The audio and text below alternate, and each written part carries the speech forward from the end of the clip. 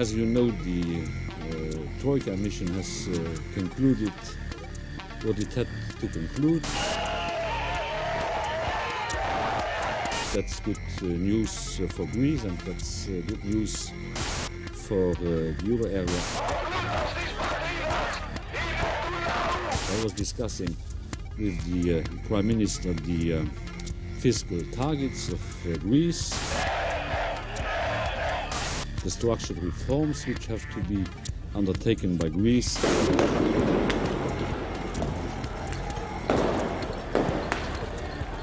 And we were, of course, discussing the privatization issue. On that basis, I expect the Eurogroup to agree to additional financing to be provided to Greece under, of course, strict conditionality.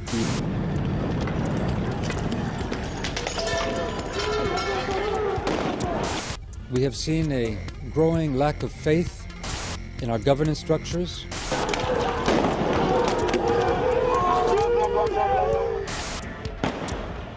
We're seeing the cohesion undermined, economic cohesion, political cohesion, and social cohesion. And it's a challenge which is not just for the future of Europe, but for the existence of Europe.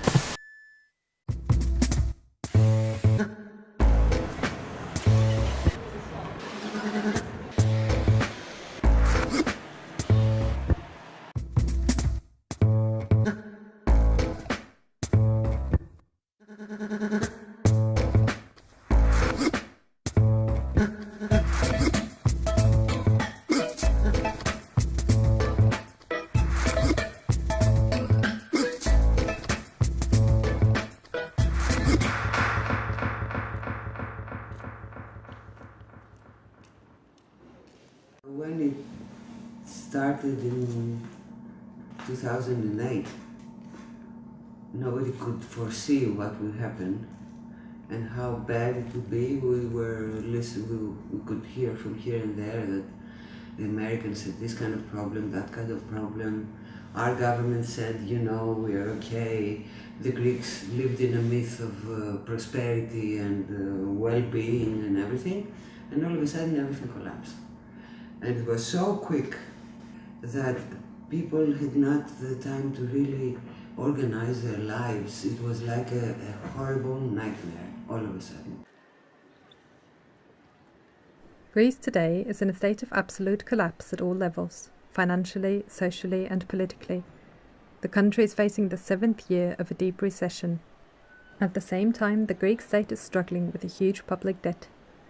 In order to pay back the lenders, the Troika, consisting of the European Union Commission, the European Central Bank and the International Monetary Fund, has granted the Greek government several bailout packages, but this money comes at a high price. The government had signed 2 memoranda which gave the green light to raise taxes, introduce mass layoffs in the public sector, increase the retirement age to 67, and carry out a privatization program of public assets, among other things. Politicians and the media are talking about the salvation of the Greek people from the threat of bankruptcy and the guarantee of the wages and pensions of the Greek people. But reality is showing the opposite. The official jobless rate hit a new record high of almost 28% in June 2013.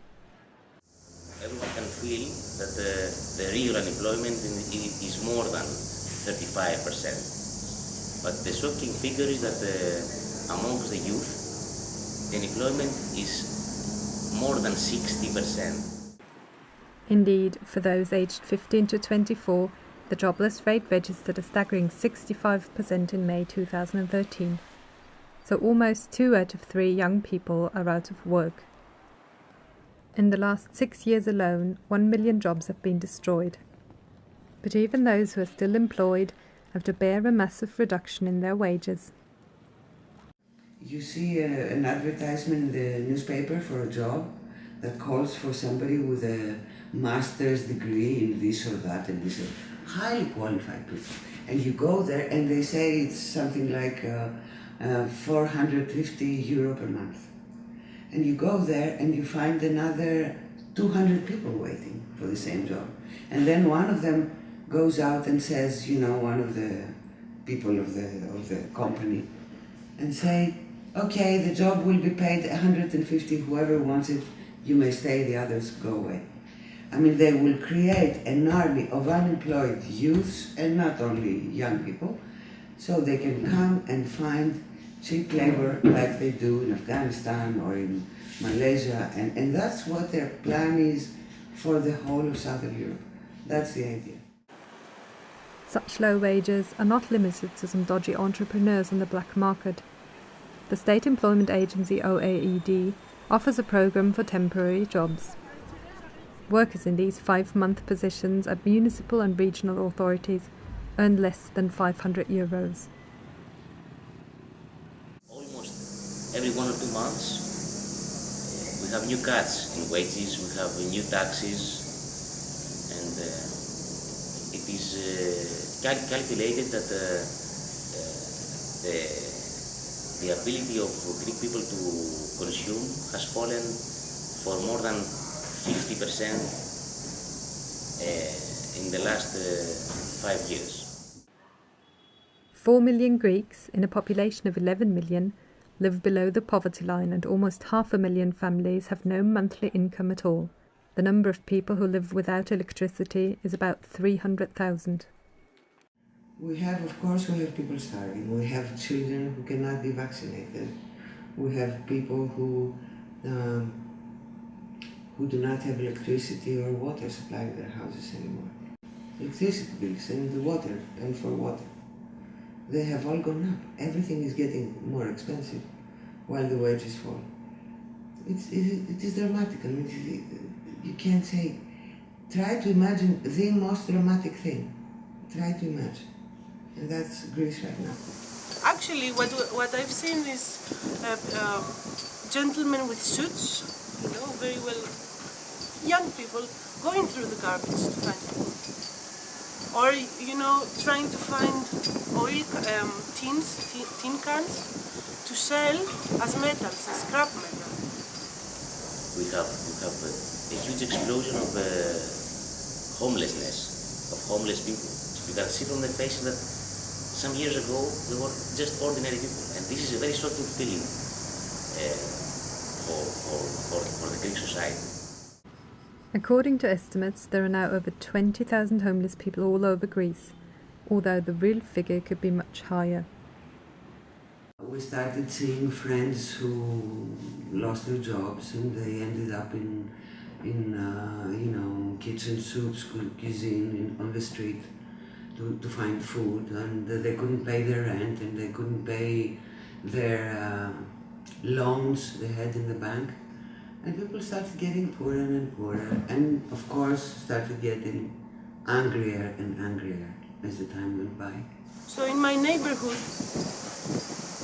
in order to help the people from going down in the garbage bin and searching for their own food, they put the bags with the food on top of the garbage bin with a note for the municipal workers: please do not throw its food for poor. But even for people who still have a roof over their head, the austerity measures make it difficult to have anything like a decent life. The government applied a very serious tax in the oil of heating. During the winter there was this phenomenon which was very, very interesting and at the same time very shocking, that people used to buy stoves for wood, and they used to buy wood, or they used to cut chairs.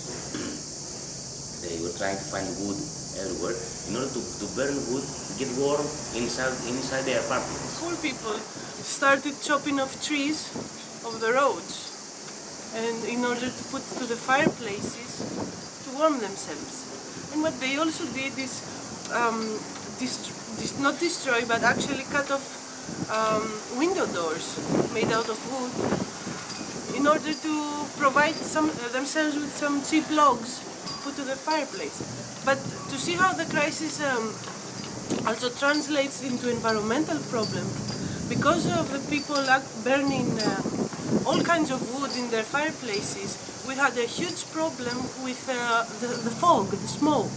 So during the winter when it was very cold, you would step out of your house and you couldn't breathe because there was a thick layer of yellowish fog.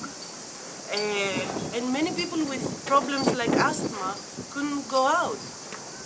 And this situation brings Greek people back decades, not only years, it brings people decades back. That was the situation during the 40s. This is not the only aspect that reminds people of the intolerable times Greeks had to live through during the Second World War and the period afterwards. You know, orphanages now are not mostly filled with people, with children that do not have parents, but they host children that their parents cannot provide them with food. So what they do is, the unemployed parents leave their children for 5 days to the orphanage and then come back and take them for the weekend. And that happens if they have gained enough money to provide them, to feed the children. The situation is so bad that it not only threatens the life people were used to, but threatens their lives as well.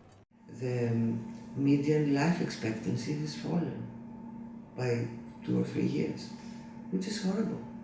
In peace, it's not a war, but it's still like a war. People jump off the balconies, commit suicide, and they commit. You see this suicide that is like they commit suicide in a revolutionary way. They do it so you know. They don't just really take a drug and wait to die peacefully at home. They jump off the window. They jump off the balcony. They shoot themselves in front of you. They hang themselves in their houses. Very dramatically, very theatrically in a way. In 2009, Greece had the lowest ratio for suicide in the OECD group of industrialized countries. But according to official data, the suicide rate has doubled since then. There are now, on average, about 70 suicides or attempted suicides every month. So all this monstrosity of barbarism, where people's lives don't mean a thing. They don't mean a thing. They just squeeze you down like worms, like nothing. And the more they squeeze you down, the more you lie down and expect them to squeeze you, you know? This is something I will never understand.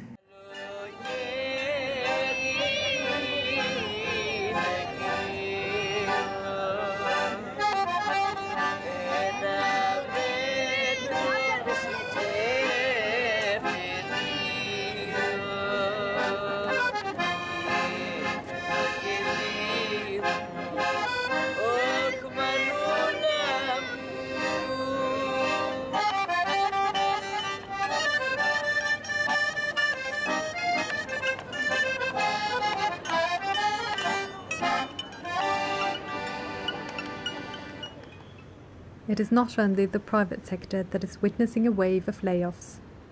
The workers in the public sector are being laid off in the tens of thousands. A total of 150,000 government jobs will have been cut by 2015. Whenever the system wanted to hit a group of people, they started by saying bad things about them. Let's say the working people of the public sector. They started, just saying how lazy they were and how they didn't like their job and how they had got their jobs through strange ways of political, favors and stuff. And whenever they started to hit one group, you knew that something was coming against this group. So they brought one group against the other.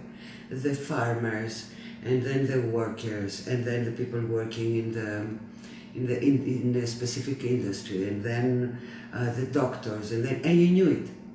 And that was a huge problem, because until now their propaganda is still going on. That which is the neoliberal, the Milton Friedman doctrine. You should get rid of the social state, whatever it is, and cut jobs and prevent throw down the drain every working law or rule that has been achieved. Just before the start of the new term at university at the end of September 2013, the government announced the overnight removal of almost 2 in 5 administrative personnel from the University of Athens. This move drastically increased the ratio of non-teaching staff to students. The university's Senate announced that it was objectively impossible to maintain its operations because of the layoffs. 7 more universities around the country have also announced a suspension of all activity. Just imagine the tens of thousands of students being told basically a few days before the planned start of their academic year that they are being forced into idleness for at least a term. The higher education system is sacrificed in order to plug the budget deficit. The healthcare sector has also seen severe cuts. Many hospitals are now without proper medicine or have had to close their doors forever. A third of the population has no medical insurance and therefore no access to medical services. They kick people out of hospitals because they don't have to pay. This is something I never thought I would see in my country. When I lived in the States, and I knew it because I was working in a hospital, I said, thank God, in Europe or in Greece, we're never like this. And when I was working in the hospital in Greece, there would be no way. We had Bosnian refugees from the war coming, and people and children with leukemia, and they would need a transplant, and they would get a bone marrow transplant for free because the state would pay. And I was proud that we were like this. On this level, and I'm not talking political, I was never proud, but on this level, at least, of social services to people. And all of a sudden they kick out. You can't go and have a baby in a maternity clinic because if you don't work, if you don't have a job and you don't have social security, you can't pay, so you don't go. Or you go for a day and they kick you out and you get your belly and leave the hospital. As you can imagine, this whole situation is a great shock to the population. However, many have started to organize themselves in order to absorb the worst consequences and are now providing services which the state is not able to provide anymore. There are now many solidarity clinics which provide free services for people in need, with doctors, nurses, therapists working on a voluntary basis. In the Clinic of Solidarity in Thessaloniki, for example, up to 100 people daily make use of the services. Without such projects, people would be in serious trouble, as the public healthcare sector is deteriorating rapidly. Apart from these clinics, there are some other examples of people starting to organize themselves in neighborhood committees and solidarity networks. They try to give away free food or very cheap to families they need it, or they offer medical advice or medical support in organized groups. For example, in my group, we have movies every now and then, and we organize talks that really get people together and talk about the history of the crisis or the politics of the crisis, and you try to get them involved in whatever needs to be done against the crisis and organize themselves. In another example, journalists have created their own newspaper and run it as a cooperative. We went to the office of Ephemerida ton Syntacton and asked Nicholas Voulidis about the history of their project. It began last year after the closure of Eleftherotypia. Eleftherotypia was a very good and leading newspaper for around 30 years in Greece. Some of the journalists began the summer of 2012 discussing ways to publish a newspaper, a new paper, but without an editor, without a proprietor, without a magnate. A kind of cooperative newspaper. A real professional paper published every day with a circulation all over Greece. And this is η εφημερίδα των συντακτών. The meaning is the journalist's journal. We have a circulation more than 8,000 all over Greece, sometimes around 9. That is a very good circulation for a new newspaper, without money, without support, political or economic support from anybody, I mean political parties, the government, or companies, big companies. The only money is coming from the paper and from the advertisement. We want to keep our independence, and this is the essence of our line. Of course, we are against the government of PASOK and New Democracy, but we are publishing some articles from members, from cadres of PASOK, interviews from government ministers or deputies, but mainly from the center-left to the left area. The only front, it is against the extreme right. This is the only front.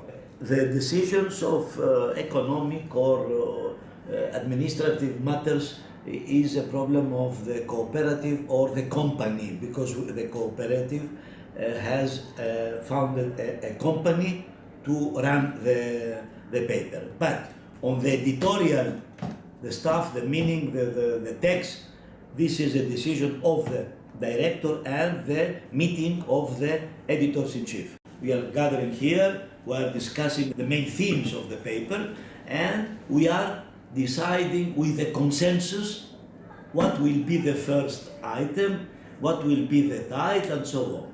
This is an experiment, and this is a product of the crisis. And in a way, we are trying and we want to contribute to overcoming the crisis. Of course, not by assuming the power, but writing, criticizing, contributing to the new, to the emergence of new powers, of new organizations and new parties. In Greece today, we can see many experiments in the emergence of workers' control in several companies. Viome, for example, is a building materials factory in Thessaloniki, which was abandoned by its owner, and the workers have been unpaid since May 2011. The workers organized a general assembly of the workers and decided to occupy the factory and operate it under direct democratic workers' control. After a year-long struggle that has attracted attention and solidarity in Greece and worldwide, they kick-started production without a boss in February 2013. Another huge shock the Greek people have experienced was in June 2013, when from one day to the other, the Samaras government announced the closure of the public broadcaster ERT as part of a bid to meet the bailout obligations. Basically, without any prior discussion, the government passed an unprecedented decree, which meant that the historic state television and radio had to cease transmitting. This includes 5 state TV channels, 29 radio stations around Greece, and also means the loss of around 2,700 jobs. This measure sparked a huge movement against the closure of ERT and in solidarity with the workers at ERT. Furthermore, the closure prompted 2 general strikes, which hit government offices, schools, hospitals, and public transport. We spoke to Voxs Matt Yglesias, who was a member of the ERT choir at the ERT headquarters in Athens. Αυτό το κλείσιμο της ΕΡΤ έγινε γιατί η πολιτική μας ηγεσία είναι υποταγμένη στα συμφέροντα, είτε ελληνικά είναι αυτά, είτε ξένα συμφέροντα, είναι απόλυτα υποταγμένη.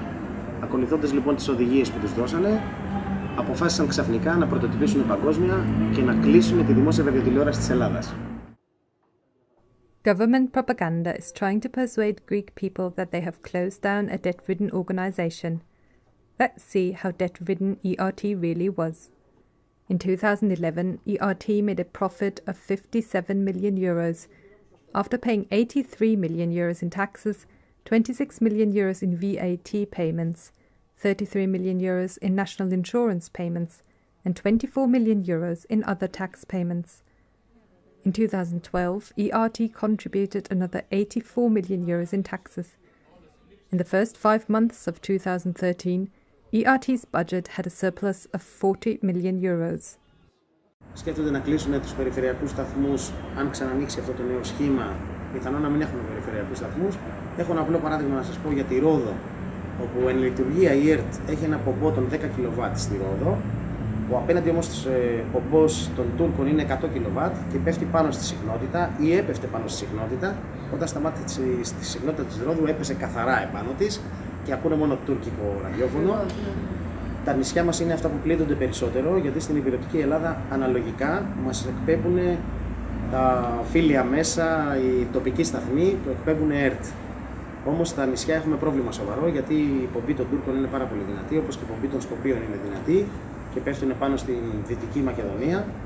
Και έτσι δεν μπορούν οι Έλληνες, οι ακρίτες μας, δεν μπορούν να έχουν επαφή με την ελληνική γνώμη εδώ πέρα ό,τι συμβαίνει. But the journalists and the technicians of ERT did not just look on helplessly. They decided to occupy the facilities of the broadcasting company, protect the property, and run the station by themselves.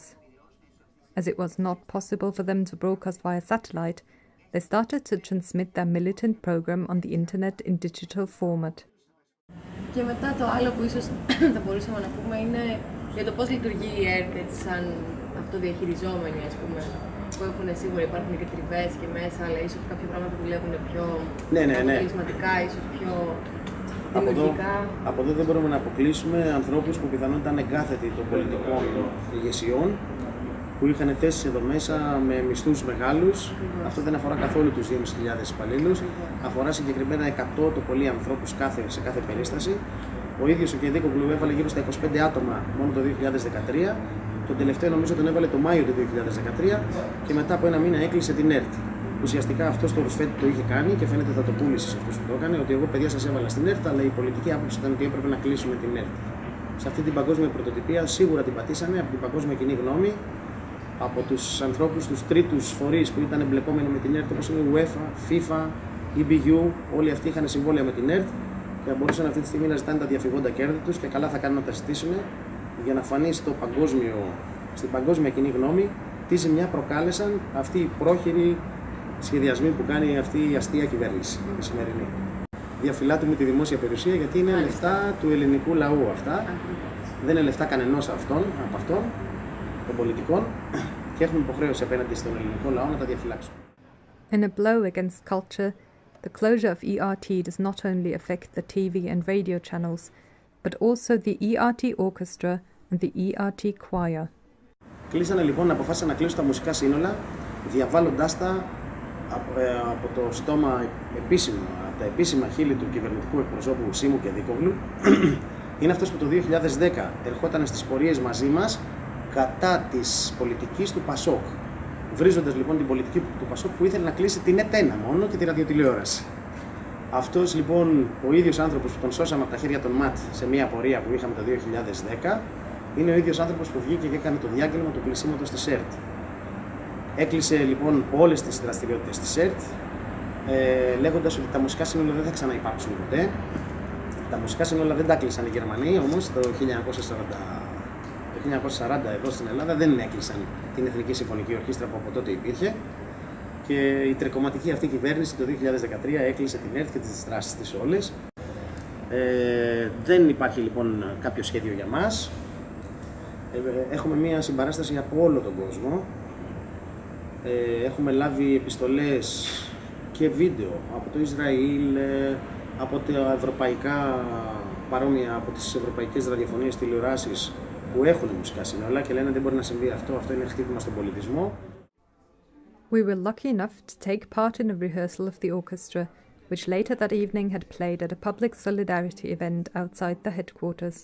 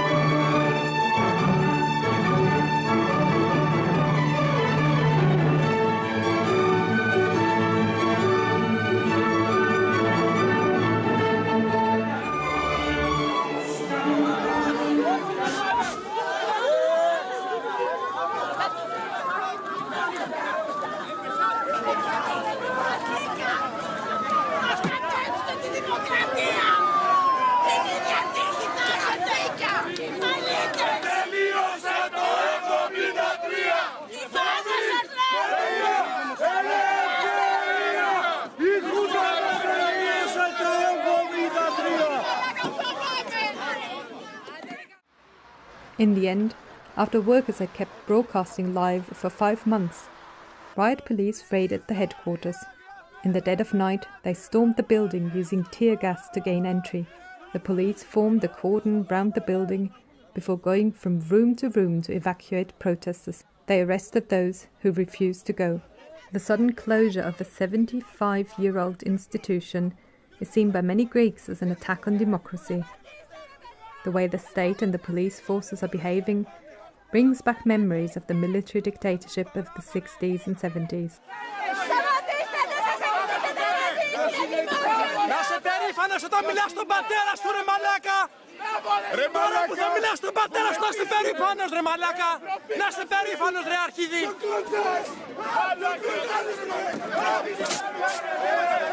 Στο μουνί της μάνας σου να το βάλεις, ρε! However, all those examples show that workers themselves can run a company, a hospital, a newspaper, and even a TV channel by themselves. There is no need for a capitalist owner to decide.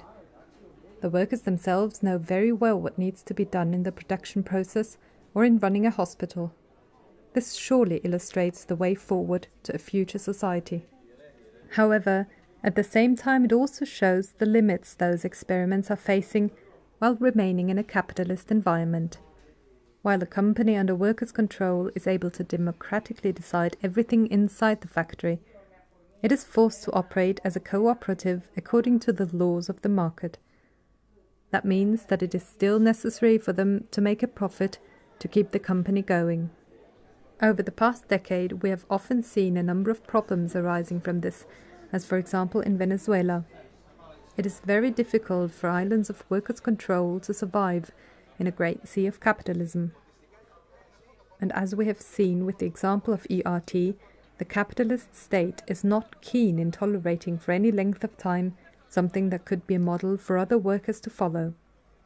Nevertheless, some journalists and technicians are still broadcasting on the internet from the former ERT facilities in Thessaloniki.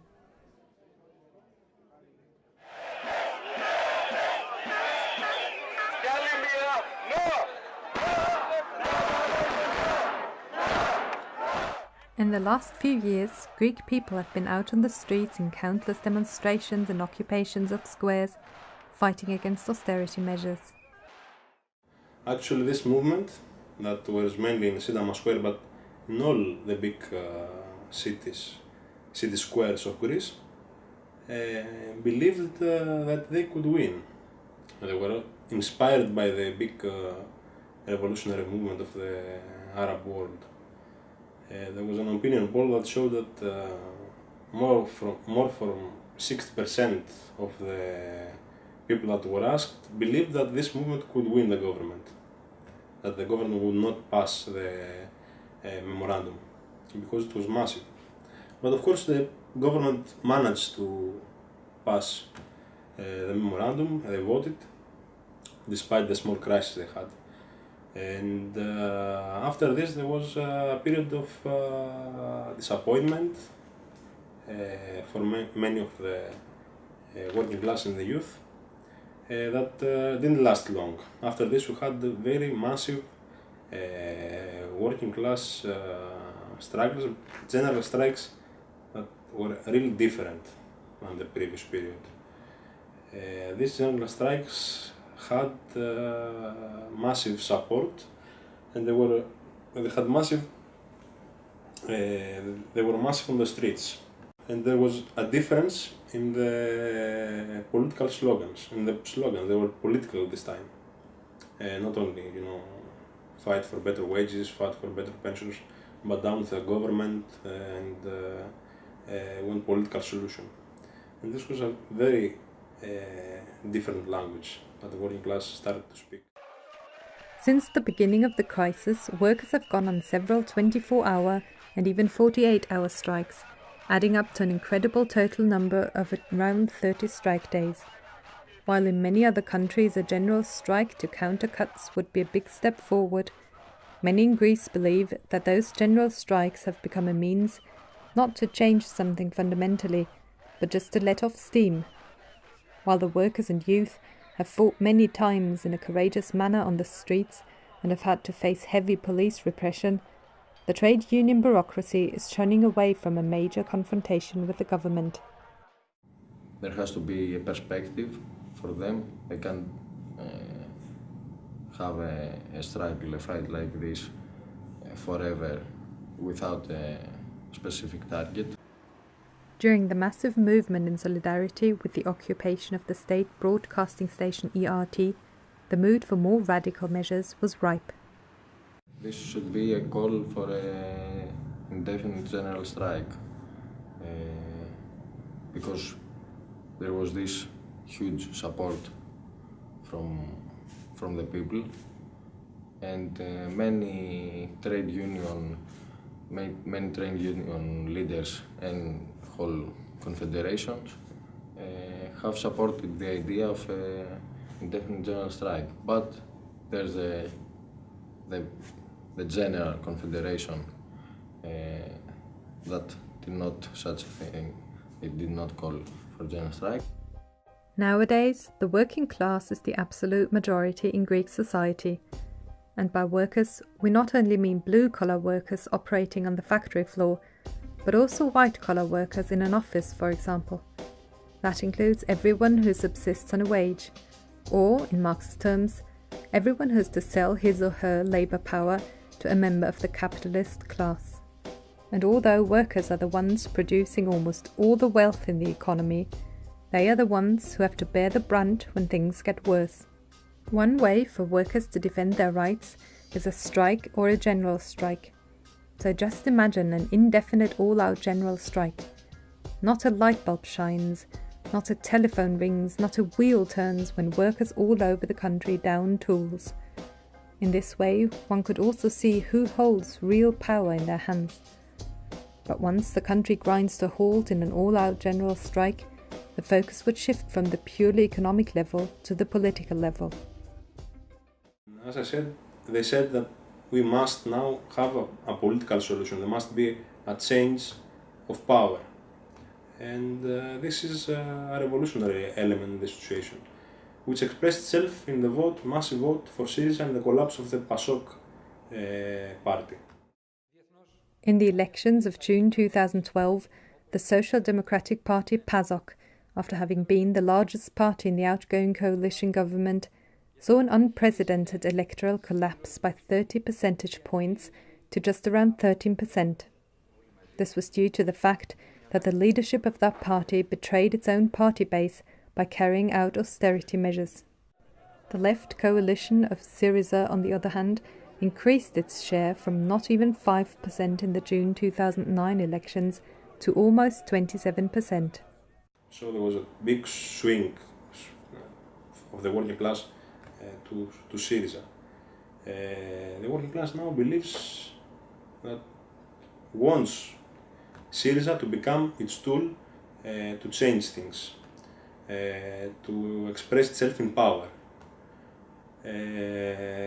Of course, Syriza didn't win for only a few thousand votes, and this puts us in a new period of disappointment, but a totally new one. Now the working class have no illusions about the government.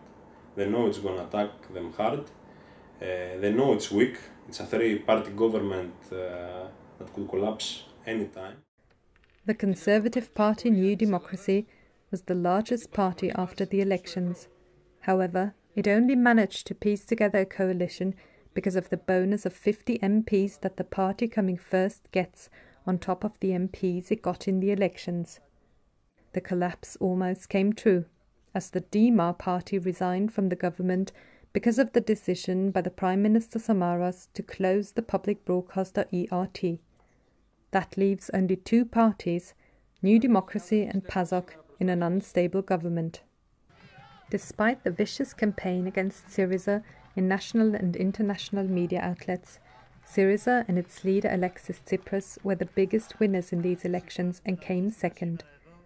With the organisation of popular assemblies to mobilise the people for the electoral struggle, the slogan of the left government and a programme based on the rejection of the austerity measures, Syriza quickly gained the confidence of millions and became the main workers' party. Syriza also got the biggest share of votes among young voters. Since then, there were huge pressures against Syriza, so there's a tendency from big parts of the leadership to succumb to these pressures or to make steps backwards. And in return, this creates disappointment to the people who voted for Syriza, for the cancellation of the memorandum, for the deletion of the debt, the cancellation of the debt, for the slogan of the left government. Now they see small steps, one after another, backwards from the Syriza leadership, and they get disappointed, especially the younger layers. The main problem with the Syriza's program is that it believes that capitalism can become friendly to the working class, and that all the crisis is just misunderstanding that can be resolved with Keynesianism and Keynesian policies. This misunderstanding that a solution can be found within the limits of this system and the pressure from the Greek and the international bourgeoisie is precisely the reason why the Syriza leadership is trying to tune down the programme of the party. Instead of insisting on the slogan of a left government, which would mean a united front with the Communist Party KKE, they are now suggesting collaborating with the right-wing party Independent Greeks. Tsipras, in a symbolic act, also met German Chancellor Merkel in Berlin and US President Obama in Washington. The leadership wants Syriza to be seen as a pragmatic alternative in order to renegotiate the terms of the memoranda. Syriza has a program that it can't give any solution now to the basic problems of the working class, because it depends on some illusions. One of the main is that believes that the European Union, the capitalist European Union, will keep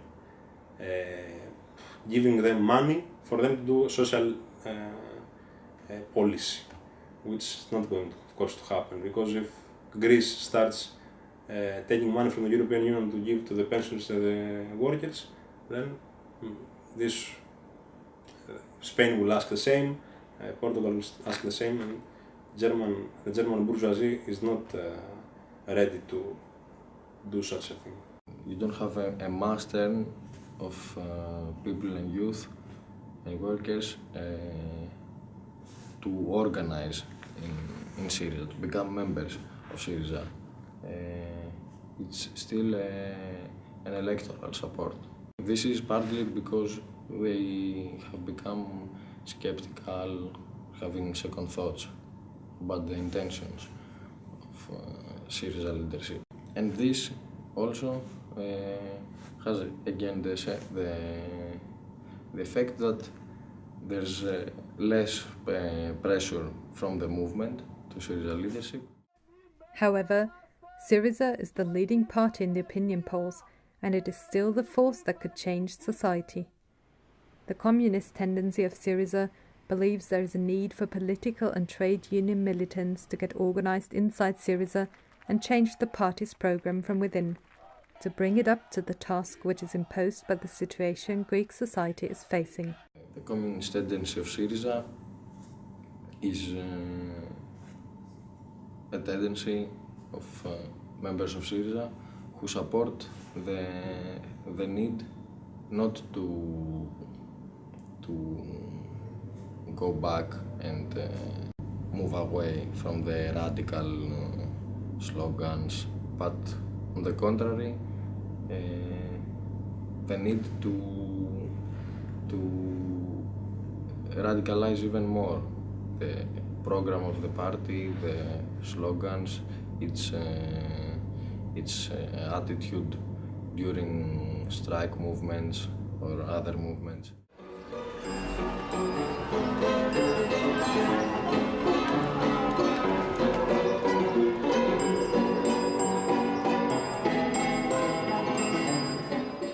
In order to come to a deeper understanding about what should be done about the crisis and what programme should be put forward, we first have to analyse the real cause of this crisis, because in the last analysis it is vital not to cure this and that problem of the crisis, but to pull up the root of the problem altogether. In London, we visited Alan Woods, editor of the In Defence of Marxism website. Alan has been following closely the worldwide economic crisis and also the political events in Greece over the past few years. You see, I know Greece quite well. I mean, I was in Greece, I've been travelling to Greece for many years. And I can tell you that just 5 or 6 years ago, the living standards in Athens, for example, weren't much different from the living standards here in London or any other European cities. Seemed to be quite prosperous and people were well off and so on. And now it's collapsed with terrifying speed. So the question is, how can it happen that a country in Western Europe, where living standards just a few years ago had been comparable to that of other industrial nations, can experience such a collapse in a short period of time?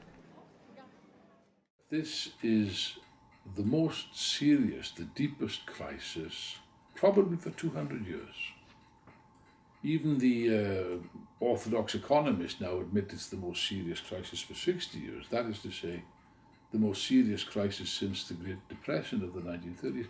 But I think it's far deeper than that. I don't think that there's ever been a crisis of these dimensions, perhaps in the history of capitalism. The immediate trigger for this crisis was the bursting of the housing bubble in the United States in 2007, which spread like a wildfire around the globe. But how can it be that the bursting of this speculative bubble in the US and the subprime mortgage crisis that followed caused the whole world economy to collapse like a house of cards, with catastrophic consequences in one country after another? Scratching the surface, we have to look deeper. We have to ask not for the trigger, but the ultimate cause of the crisis. The orthodox economists, the capitalist economists, haven't got the faintest idea. They can't even explain why the crisis exists. The nearest that they can come to some kind of an explanation is that they describe the crisis as a crisis of credit. A credit crunch is the expression in English. Now this, frankly, is an explanation which explains nothing. Marx dealt with that. You know, they used the same explanation in Marx's day. That crises are caused by credit. Well, not so. The first thing one would have to ask in dealing with this alleged explanation, a question which is never asked, is what is credit? You know, they never asked that. And all that credit is, Marx explained that a long time ago, all that credit is, it's a means whereby the capitalists, the bourgeois, can avoid a crisis of overproduction by expanding the market beyond its natural limits. You know, and credit has been expanded colossally into unheard of extent in the last period. At the end of 2010, a staggering $52.6 trillion of credit was outstanding in the United States. In 1971, the ratio of total credit to the gross domestic product, GDP, that is the value of all goods and services produced within the country, was 150%. In 2011, this expanded to 354%. In other words, credit has been growing much more rapidly than the economy for the past 4 decades. You see how they try to expand the market, expand demand, in order to absorb the goods and services which are being produced by artificial means. Now, of course, you know what happens when you get a credit card. There's a little bit of plastic that people carry around in their pockets. Marvellous thing, you know, a credit card. Marvellous thing. Because with a credit card, you don't need any money. You can buy a car or a holiday in the Caribbean or perhaps even a house, I don't know. No money is required. It's wonderful. Yes, it's wonderful, but it's got one slight problem, which you may see what it is. Sooner or later you have to pay this back. And furthermore, you have to pay it back with interest. In many countries like the US, the UK, Ireland and Spain, there had been a massive boom in house prices, particularly after the mild economic recession in the OECD countries of 2001. House prices had never risen so much and so fast. Cheap credit from the banks and mortgage lenders enabled homeowners to borrow hugely on the back of their house values. At one point, American homeowners were taking $1 trillion each year out of the value of their homes to spend. This fueled consumer spending and economic growth, as well as the stock market. But it was all based on a lie. No real values were being created. Indeed, US and British householders were saving nothing. Household saving rates had dropped from 13% of disposable income in the 1990s to negative rates in 2005. On the other hand, for example, Fannie Mae and Freddie Mac, the huge mortgage insurers, had lent 50 times as much as their assets. The credit-fueled economy was a huge bubble waiting to burst, and it did. Eventually, house prices got so high in the US that first-time buyers could no longer get on the housing ladder. They had been encouraged to buy homes with subprime mortgages, in effect loans that required no deposits, no proof of income, and no initial payments for the first 6 months. These loans were cynically sold to people who very soon realized that they could not maintain the payments. Eventually, the housing bubble was pricked, leading to the collapse of summer 2007. It was then that the banks and other financial institutions realized they were in trouble. They had made these loans and had then packaged them up as bonds or securities to be sold and sold again around the world to all sorts of people. The risk of default on the mortgages was therefore spread around or diversified. In reality, it just meant that when the housing bubble burst, it affected not just mortgage lenders, but all sorts of investors, big and small. But according to the dominant economic theories put forward over the last few decades, this crisis should never have happened. After the collapse of the Soviet Union, in 1992, Francis Fukuyama famously put forward the idea of the end of history, by which he meant that capitalism had finally triumphed over communism. They put forward a theory called the efficient market hypothesis, which is supposed to be a new theory. Of course, it's not new at all. It's a new version of what was known as Say's law, which was around in Marx's day. And Marx answered that particular idea at the time. The argument was that under capitalism, although we're not supposed to say capitalism now, you're supposed to say the free market economy. Sounds much nicer. The argument was that the market, if it's left to itself, will automatically regulate itself, and that therefore it's not possible to have a crisis of overproduction as Marx predicted, because supply and demand will balance each other out. Now this is false.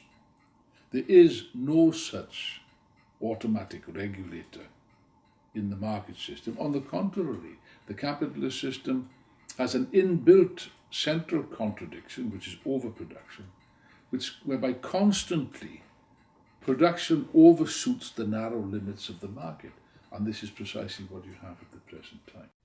In Greek mythology, there was a character called Procrustes who had a nasty habit of cutting off the legs, head and arms of his guests to make them fit into his infamous bed. Nowadays, the capitalist system resembles the bed of Procrustes. The bourgeoisie is systematically destroying the means of production in order to make them fit into the narrow limits of the capitalist system. I'll give you one example. Look, olive oil is very nice, it's very good for you. It's very tasty for food, you know. It's very good for your health. They're tearing up. It takes a long time to create an olive tree, by the way. It takes many, many years. They're tearing up the olive trees. Olive groves that have been there for hundreds of years in Spain. Why? Well, it's too much olive oil. How can there be too much olive oil? It's ridiculous. There's too much olive oil for the narrow limits of the capitalist system. That doesn't mean that there is no need for olives, olive oil, or any other foodstuffs. Quite the opposite. Millions of people around the world are starving or malnourished. It just simply means that these olives or any other foodstuffs that cannot be sold for a satisfactory amount of money are being destroyed. In the capitalist economy, the main incentive for producing, let's say, a car is to make profit. A capitalist who owns a car factory hires workers to produce and assemble the different parts of a car. At the end of the day, the capitalist is interested in a higher return than the money he had invested in the beginning. Therefore, he has to sell these cars for a price which covers the investment in machinery, the cost of raw materials, the wages of the workers, and on top of all that, surplus value, which he extracts from the labour power of the workers. But not everyone who needs a car has enough money to buy one. Demand is limited. Our capitalist might be just fine if he were on his own, but there are many other car companies who all compete against each other. Our capitalist, therefore, has to invest in new machinery to outcompete the other producers. In this way, he can gain a temporary advantage and he needs fewer workers and is able to produce more cheaply. But he can still sell his cars at the same or slightly cheaper price than all the other producers. But sooner or later, other industrialists follow suit and also invest in new machinery, because if they don't, they will no longer be competitive. This leads to a reduction in the socially necessary labour time for producing a car, and at the same time to a fall in the rate of profit. This process of production, investment and competition continues until the point is reached where there is an overproduction of cars which can no longer be sold. The automobile industry is, of course, a key industry because it entails all kinds of things. Beyond the automobile, beyond the production of cars and lorries and ambulances and trucks and bulldozers, it also involves steel, chemicals, plastics, paint, woodwork, you name it, all kinds of things are entailed. So lots of industries are dependent on the automobile sector. But at this moment in time, as I am speaking, the excess capacity, the global excess capacity on a world scale for the automobile industry is approximately 30%. Okay, 1/3. What does this mean? Well, it means that Volkswagen, Ford, General Motors, Fiat, Citroën, you name it, all these companies, could close 1/3 of all of their factories tomorrow and sack all the workers. And they still would not be able to sell all the cars which they're able to produce at what they consider to be a suitable rate of profit. Not only are the different industries interdependent, but also the industries of different nations are closely intertwined. Similar figures for overproduction can be observed today in one industry after another, such as steel and shipping, and in one country after another. And with rising unemployment, the market shrinks even more as workers no longer have wages to buy commodities. One way of getting around the problem of overproduction was precisely the expansion of credit, so people could still buy a house, a car, a TV screen, or other products. However, in contrast to the period before 2007, banks are now more reluctant to lend money to people who may not be able to pay back the loan. So, are there other mechanisms for getting out of a crisis? First of all, you can stimulate the economy by reducing the interest rate. Okay? That stimulates consumption and it increases the rate of profit and so on. The slight problem, however, the rate of interest at the present time is near to zero. So how can you reduce that? You're going to have a negative rate of interest. That means that banks will pay me to take out a loan. I can't. I mean, the bankers are maybe a bit crazy, but they're not that crazy. So that particular avenue is closed. They've used it up. The other means would be by increasing state expenditure. The state could spend its way out of the crisis, you know. This is what the Keynesians are arguing. They continue to argue this. Yes, but that doesn't make sense either. As the right wing point out, as the monetarists point out, they've got huge deficits. So how can you increase state expenditure? You're increasing indebtedness, which is a colossal burden on the economy, and that's perfectly true.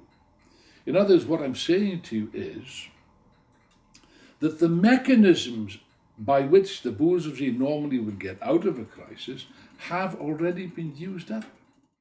Another attempt is that of the US Federal Reserve by pumping liquidity into the economy, which is what they call quantitative easing, or in other words, printing money. First of all, so far this has been proven useless for increasing production. The capitalists borrow money at low rates of interest and use it to speculate on the stock markets. They either use it to take over other companies or to buy shares in their own companies in order to drive up the prices of these shares. But this is a policy subject to the law of diminishing returns. The effect is less, and therefore even bigger quantities are needed to produce the same results. It resembles a drug addict who every time needs to pump a bigger dose into his system in order to get a high. Sooner or later, quantitative easing must end in an explosion of inflation. This in turn will lead to a sharp increase in interest rates and a new and even deeper slump. As soon as the Fed announced its intention to end quantitative easing, there were sharp falls on the stock markets all over the world. Now I'll make a prediction. Unless and until they can clear this colossal excess capacity, and unless and until they can get rid of this mountain of debt which is weighing like a milestone on demand, there is no solution to this crisis. They can't solve it. They argue that it's credit. Well, if that's the case, if it's credit that's the problem, then you could solve the problem quite easily by throwing money at it. And by God, they have thrown money at it. They've thrown trillions of dollars into the banks and so on, trying to get the banks to lend money, to boost productive investment. The bankers argue, of course, they're doing okay, aren't they, the bankers? Everyone else is suffering as a result of this, but the bankers are continue to pocket their exorbitant, obscene bonuses, and people begin to notice it. But let's leave the question of the bonuses to one side. They're not lending. And as for industry, what's the point? I ask you, what's the point in investing in creating new productive capacity when they can't sell the goods which they're producing at the moment? So therefore, this of course, is not the answer.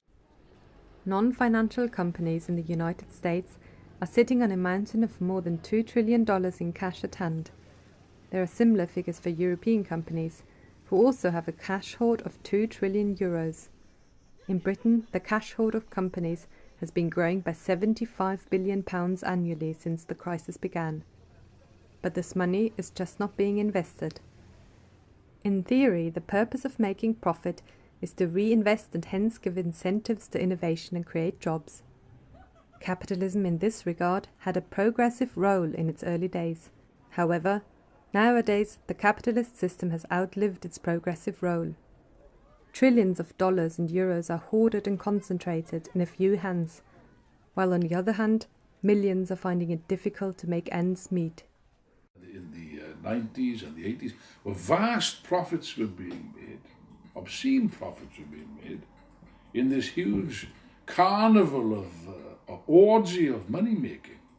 Now I cannot remember, I don't know about you, but I cannot remember a single occasion when at that time a banker would stand up and say, hey, look, I'm making rather a lot of money.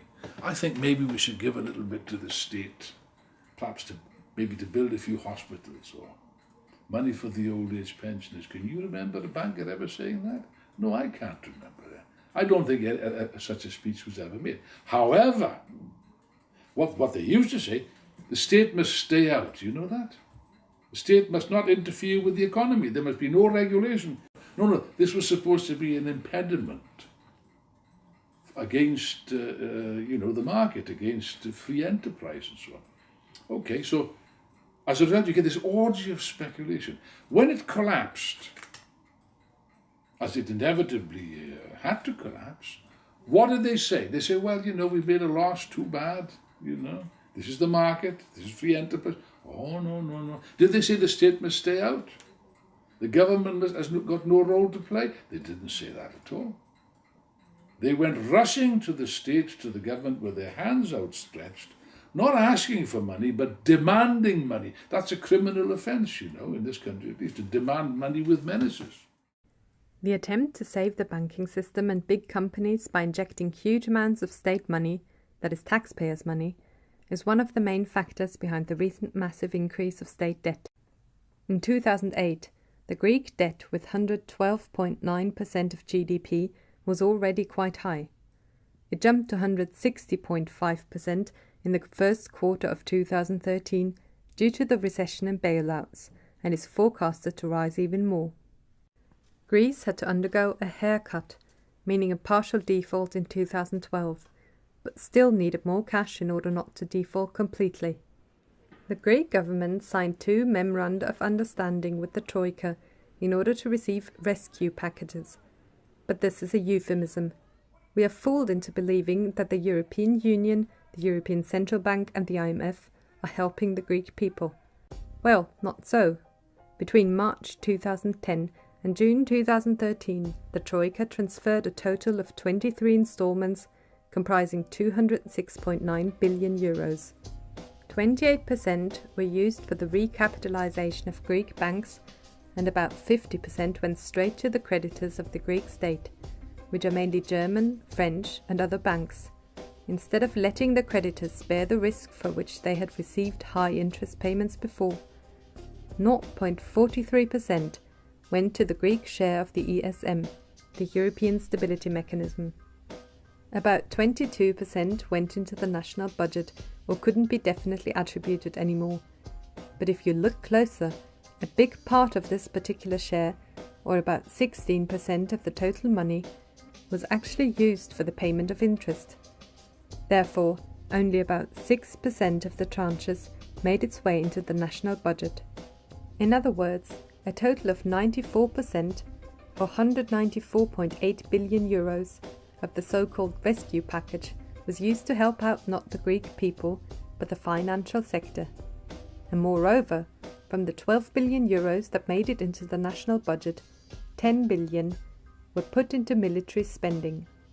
Only a really tiny fraction was used for wages and pensions. Now the European Union, the Germans and so on, are pressurising the Greeks all the time, putting extreme pressure to cut and cut and cut. They said the Greeks are spending too much. Well, ask the Greeks whether they're spending too much. They haven't got any money to spend. Austerity, meaning cut wages, cut pensions, cut social services, cut money from health or education, cut, to be able to pay your debt. But once you get into this austerity thing, then recession comes backslashes, to your face, and the product of the country, the GDP, falls immensely, so the debt rises and you never have money to pay back. The idea is cut money, learn to live, that's what they told us. That was another psychological experiment, they used, and they always do when the IMF comes in. They make you feel guilty that you are responsible for whatever happened. You Greeks were lazy, your expenses were above whatever you gained, so you have to be punished. And you sit in a corner and say, my God, I spent too much and I don't have to pay, now I have to suffer. And that became a common sense to everybody. They have enslaved us. They keep pouring loans and loans and loans that we'll never be able to pay back. And the European people should know that we will never get their loans back. And they should stop it and help us through this at least. Stop giving us money we can't pay back. The Greek and European politicians are trying to assure us that the Troika program is successful, that there are signs of recovery, and that people's hardships are finally paying off. But quite the opposite is true. It's made the crisis worse. The more you cut spending and slash public services and so on, and cut old age pensions and the rest, well, you're reducing demand, aren't you? You're increasing unemployment. All they've succeeded in doing for the last 3 years is push Greece over a precipice, push Greece into a deep recession. But you see, if unemployment increases, work it out. Demand decreases, people are spending less, and taxation also decreases. Therefore, the deficit in Greece is not shrinking. On the contrary, the deficit will increase if they haven't got any tax revenue. Of course, the rich don't pay taxes. That's been exposed in Greece. It was a big scandal because they've concealed the fact that the bankers and the shipping magnates and the tourist millionaires and members of the government, both the ruling party and the PASOK, have been avoiding paying taxes. People know this. The total fall of the GDP from 2008 to 2013 accounts to 25%, from €240 billion to €180 billion. And although the declared aim of the Troika programme was the reduction of the public debt, it achieved precisely the opposite. You know, sometimes we say, you made the plan was a mistake. No, it was not a mistake. The plan was very, very successful to get us to where we are now. That was the plan from the very beginning. It was not like we didn't, reach the targets. The targets were not to be reached from the very beginning. It took us some time to realize that. The British Hellenic Chamber of Commerce warned that Greece risks becoming a failed state, threatening to destabilise its continental neighbours. This comes just at a time when Greece took over the EU presidency in January 2014.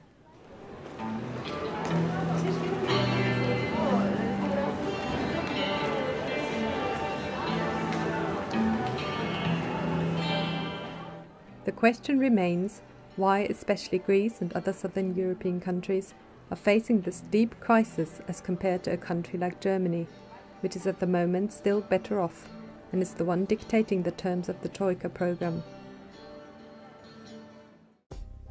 The creation of the European Union was an attempt on part of the European bourgeoisie, mainly the French and Germans, to overcome the limitations of the nation-state by creating a common market, which was supposed to lead to greater union.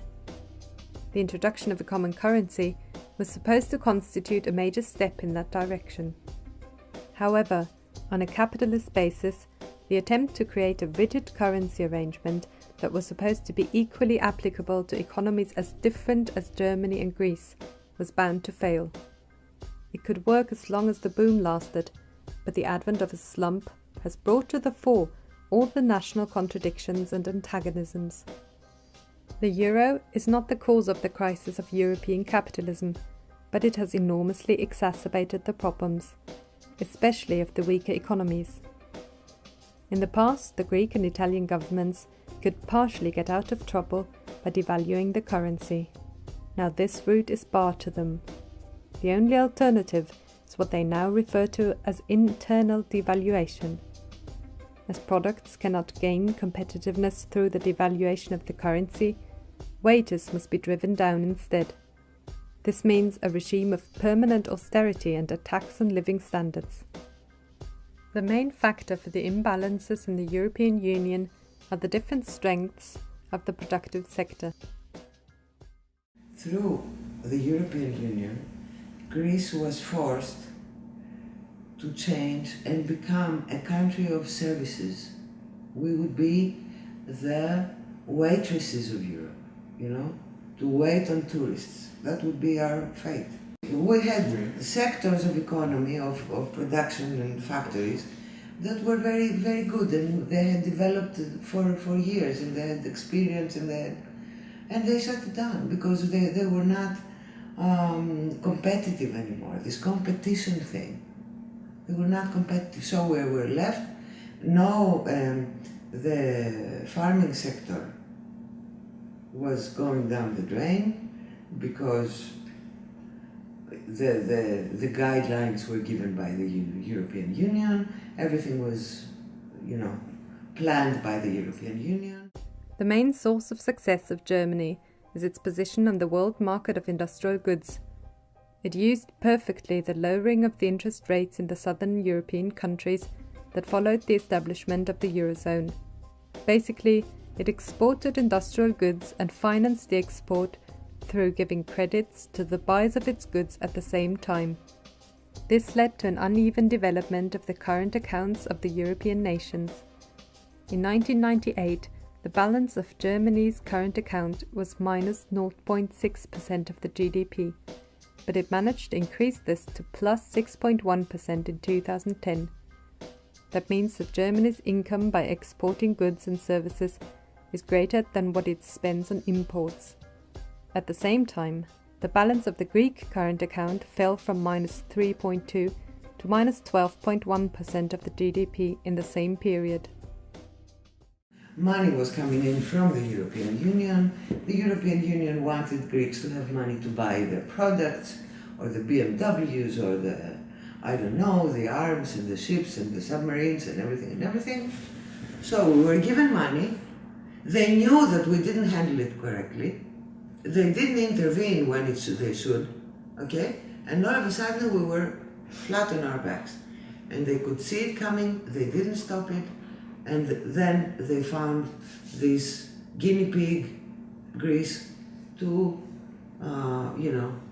apply a new model of neoliberal change. The German bourgeoisie used the pre-crisis period to strengthen its position on the world market and invest in its productive capacity. It could only achieve this through massively casualizing its own labour market in order to lower labour costs. On a world scale, Germany is now the second biggest exporter after China. However, the same policies that the German bourgeoisie is implementing through the Troika in southern Europe is undermining its own export market. There have already been reports that German exports fell as it delivered less to its Eurozone neighbours. Europeans should waken up, because it will, if the South goes down, and we will all go down, see what happens in Portugal, in Spain, Italy's debt, public debt, is exceeding 2 trillion. So when the South goes down, the rest of Europe will suffer as well.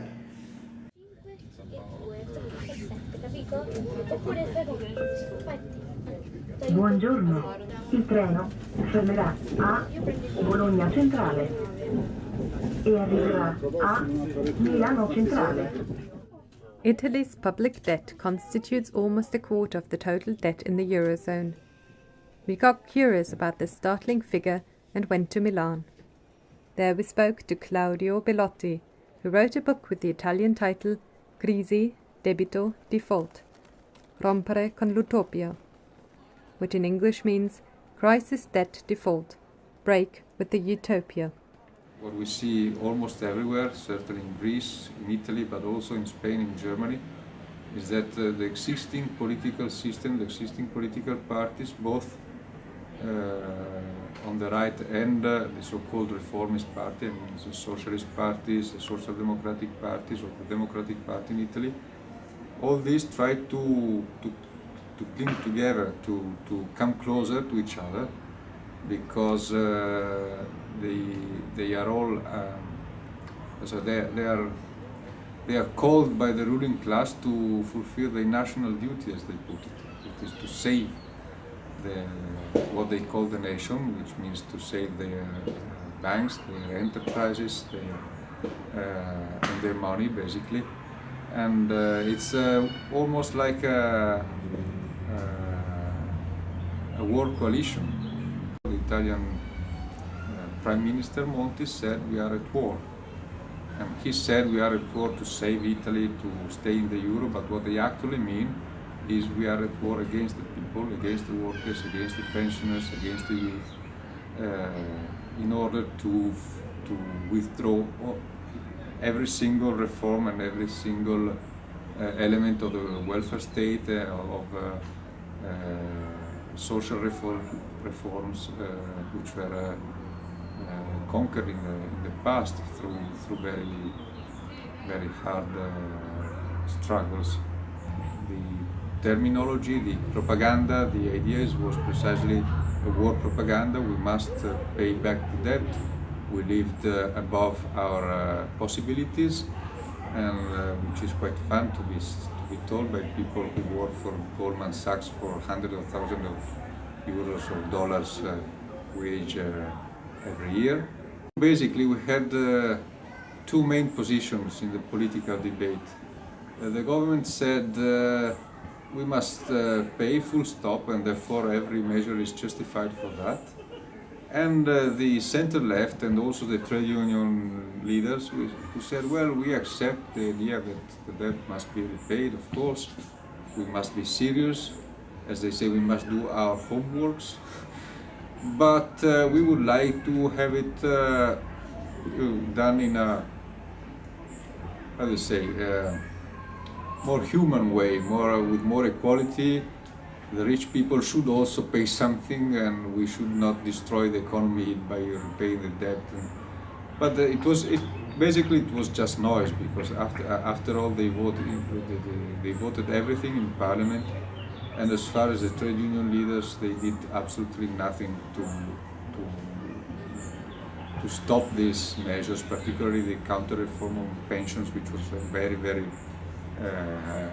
hard and came on top of 20 years of gradual counter-reform.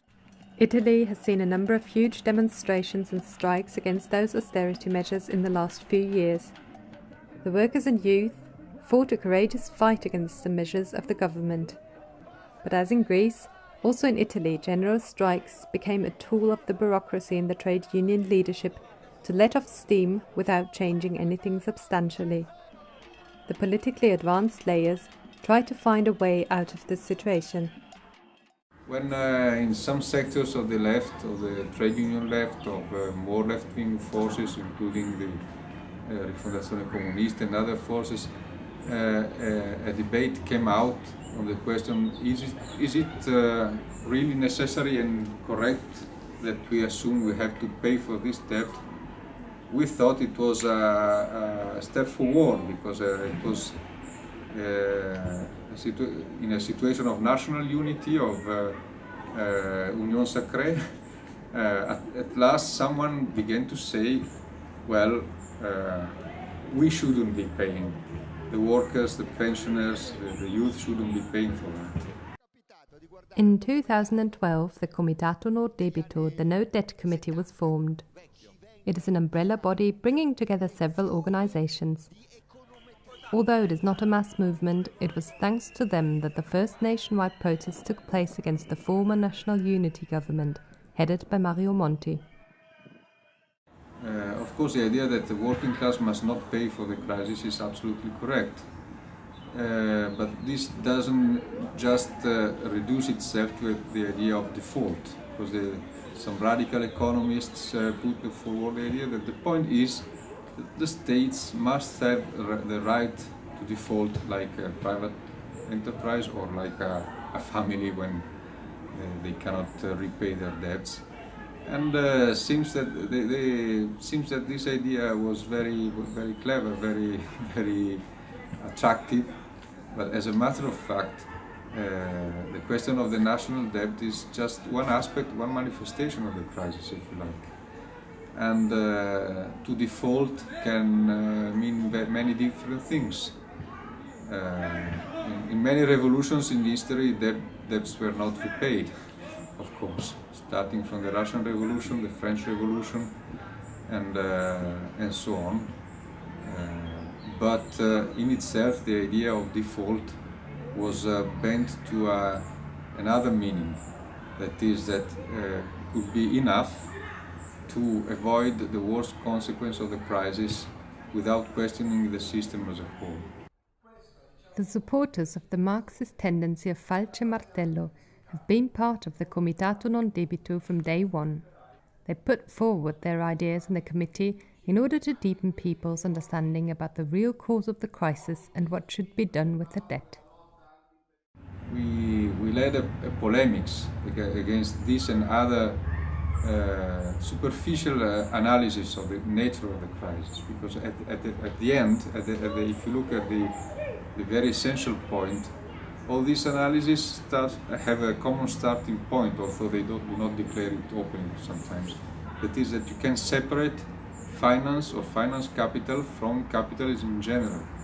or that you can have good finance and bad finance, and you must just fight the bad finance, the speculations and so on, and to save the good finance. This is pure Keynesianism, both from a theoretical and a practical point of view, and I think that this is linked to the dream that we can in some way go back to the 60s or to the 50s, to the so-called golden age of the post-war boom and of Keynesian policies.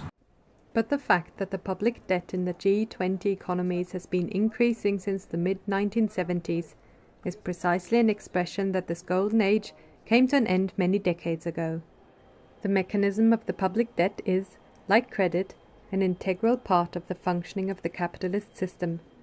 As it is not possible to separate finance capital and industrial capital, it is not possible to separate justifiable from unjustifiable debt, as the proposal for an audit to review the debt suggests. It is an attempt which tries to cherry-pick the positive sides of capitalism and reject the bad things, whereas in reality they are two sides of the same coin. There has been a sort of campaign saying the point is to build committees to review the origin of a national debt, to see which part of it should be repaid, which part should not be repaid, and so on, which is basically a nonsense. It's a waste of time, as a matter of fact. The point is not to enlighten the people on their misery. The people know very well that the situation is becoming miserable. The point is to indicate how to organize the necessary strength to resist and to overthrow these governments, which are now putting forward basically all the same policies. The mechanism of public debt has become the means whereby a few big moneylenders are making a lot of money due to returns from interest on the debt, and paying back this debt at all costs is now sacrificing the living standards of entire nations.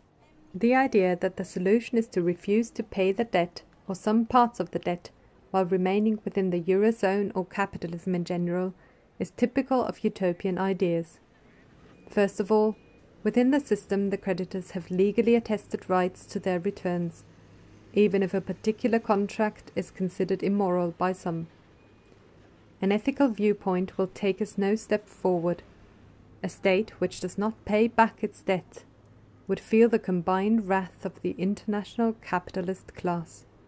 And secondly, no creditor would ever give any money to a state which refuses to pay back its debt, which raises the question of how the state would continue to finance itself. Such a step can only be linked to an explanation of the general functioning of the capitalist system and the overcoming of the same.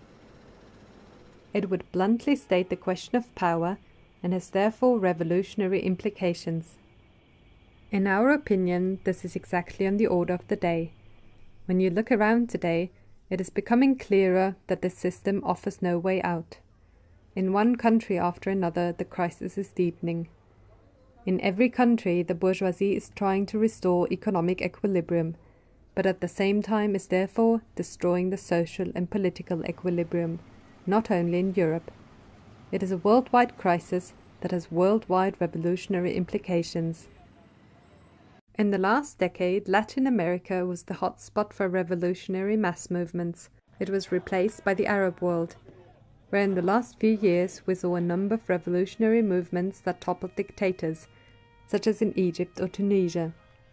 Inspired by these movements, people in southern Europe, in Greece, Spain or Portugal, took to the streets. Even in the US, we saw the inspiring Occupy movement or the anti-austerity demonstrations in Wisconsin. What's more, some of the so-called emerging economies like Turkey and Brazil have been shaken by mass movements. For humankind to get out of this miserable situation, the first step would be a left government coming to power in one country. A left-wing government in a position like Greece or like Italy or Spain should advance some very clear points. First of all, the rejection of these austerity plans. We are not prepared to to pay 1 more cent from the pensions or from the state education or from welfare in general. Another important point is the question of unemployment, which is exploding everywhere, and therefore the question of a real and serious reduction of the working week and also of the working life, because everywhere they are forcing people to work for longer, not only longer hours, but longer years in their life. Another thing that will be done through a left government is to stop destroying and selling the property of the public sector. It will stop, and we'll try to gain back whatever has been given. We will have a strong social state, meaning that we have to work hard for the health system and the education system. The money will go there.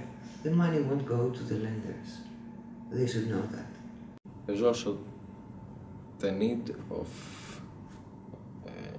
the Syriza leadership to be clear about cancelling the debt of the Greek state, and because it's a question of either you close the hospitals and you stop giving medicine to the pensioners and the sick people, or you cancel the debt. There's no other choice. There's no third option.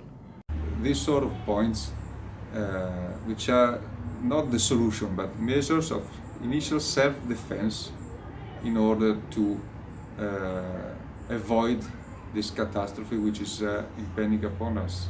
The idea is not just the question of to pay or not to pay back this debt or part of it, but to take control of all the resources they have, which are absolutely needed.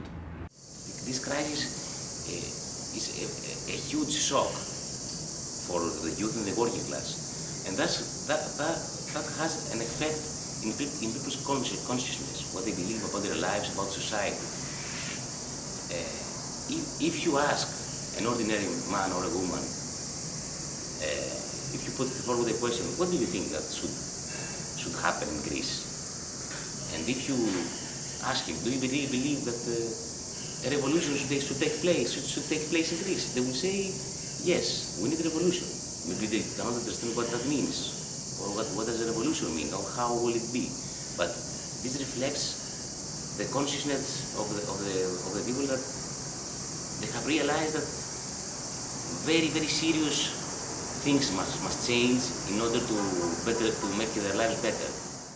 In this deep crisis that Greek capitalism faces, there can be no real reforms, not even a slight rise of the wages. Without measures, without steps that clash with the limits of the capitalist system of production. What needs to be done is for the working class and the poor coming actually to power. It can be actually realized by a revolutionary and radical party and a radical program in order to give these workers an actual plan, and by plan I mean a planned economy. You know, there is so much wealth in the society that's just being used by very few people, while others search in the garbages in order to find some food. Workers' control should be established by law. In every company, in every factory, workers can use this right. Because after all, what we saw and what we are witnessing now in Spain, in Greece, in France, is that despite all the things they said for 30 years, not only the working class still exists, but it's still the force which can rally all the other oppressed layers in society in a struggle for a real change, for a change of the system. The radical stuff will be the banks. The banks will be put under public control. The very same minute. Why should we, the ordinary people, the working class, the middle class, the old age pensioner, the sick, why should we, who have least money, be subsidizing the banks for failure? Surely what ought to be done is that they should be nationalized, I would say nationalized, without a single cent of compensation. They should be made to pay money back. What do you mean compensation? When they've robbed us for decades. You know, it should be nationalized under democratic workers' control without compensation. The banks and the finance houses and the big industries also, such that we could plan the economy. With a planned economy, a democratic, a rationally planned economy, that's the only way really we can get the economy moving again. Because on the basis of capitalism, and by the way, they've admitted this, at least in Britain they admitted it. They've said the other day, it was on the news, there is no way in which the middle and low income people in this country, and that goes for all other countries as well, they cannot even begin to recover their purchasing power until the year, 2024. Another 10 years, in other words, of falling living standards because the capitalist system does not work. Now, this, of course, to me seems, apart from immoral, it seems to me to be highly irrational. Why shouldn't it be possible to plan the economy? I mean, every time I go into a supermarket, one of these big supermarkets like Tesco, I'm surprised. I don't know. Tesco can plan in such a way that they know exactly how many loaves of bread are needed in this area, and it's a big area. Exactly how much milk is needed. Exactly how many tins of beans are needed. They know exactly. You know. Well, if you can have that degree of planning within in a supermarket, why can't you have it for the whole of society? Of course you can. It's entirely possible, on one condition, that the basic levers of economic control are in our hands, in public hands. In the hands of the state, if you like, yes. Am I in favour of state control? Well, of course I am, on one condition. The industry and the banks must be in the hands of the state, but the state must be in the hands of the working class. We're in favour of complete democracy. You see, with a planned economy, it would easily be possible to reduce the working day, not to 30 hours, but to 20 hours a week, and increase production.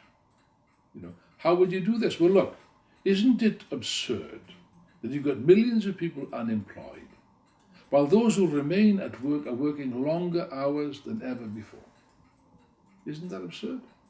What we would say is, if there's unemployment, share the work.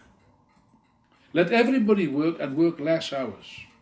So therefore, as long as the profit motive is what decides, then you will never get a satisfactory human existence.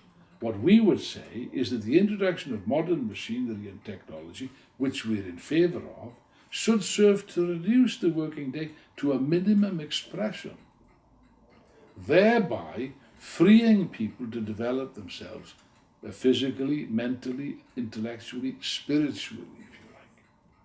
To give people that most precious of commodities, which is spare time.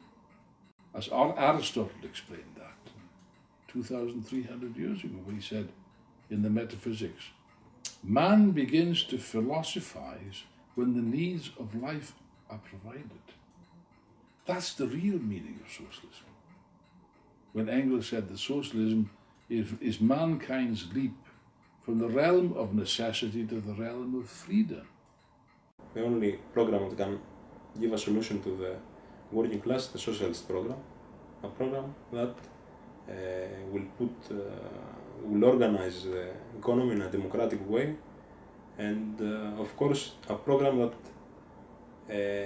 cannot give solution only in national limits, but in only if it implies itself in the whole of Europe. So we say socialist solution for Greece and the socialist solution for the whole of Europe. Well, Europe is an historically evolved entity. There is a European identity. Europe should be united. I mean, for too long, Europe has been the scene of wars and conflicts, and senseless conflicts and barbarism. We're in favour of the unity of Europe. Yes, but on a capitalist basis, that is not possible. The whole experience of the European Union demonstrates that. And by the way, it's entirely possible, in my view, that the euro will collapse. It's entirely possible. Not certain, because they might just manage to pull things together. But it will not survive in its old form anyway.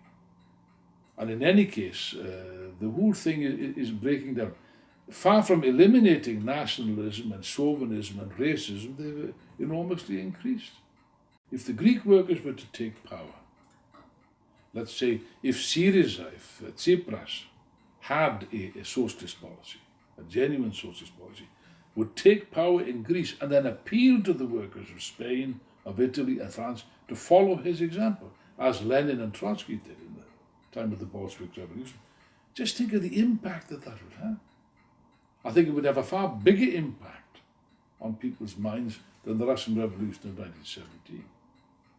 And therefore, it would be possible to unify Europe on the basis of a common socialist plan of production, which would pool the resources. Now just imagine that. Europe has got huge resources, not just of industry, but agriculture, which they can't use. This crisis is so big that when you come out of it and look back, you will realize that you can never go back there to this cruelty and this barbarism of capitalism. You will realize that. But people have to see with their own eyes. Humankind is now in a turning point in which we have to decide. People have to make their minds up that it is necessary to put an end to this system which has outlived its usefulness, which is completely senile, reactionary, retrograde and so on, and take into their hands the running of society. Yes, but that presupposes a serious struggle. One can say that at the present time, the old society is dying on its feet. The new society is struggling to be born. Yes, but that can be quite a painful and prolonged process. It is therefore up to us, up to the Marxists, to do everything in our power to shorten this process, to make it less painful, to make it less difficult. And the way that one does that is by fighting within the organizations of the working class for the only program and policy that can succeed. That is to say, the ideas of Marxism, the marvelous ideas, the profound ideas of scientific socialism, which were worked out over 150 years ago and which have never been more relevant than at the present time. And therefore, in conclusion, I would like to appeal to all of you, to the workers, the youth in particular, to assist us in the building of a Marxist alternative, to help us in the building of the international Marxist tendency, and to participate in the only cause which is worthwhile to sacrifice and struggle for in the 21st century, that is to say, the sacred cause for the emancipation of the working class and the victory of socialism on a world scale.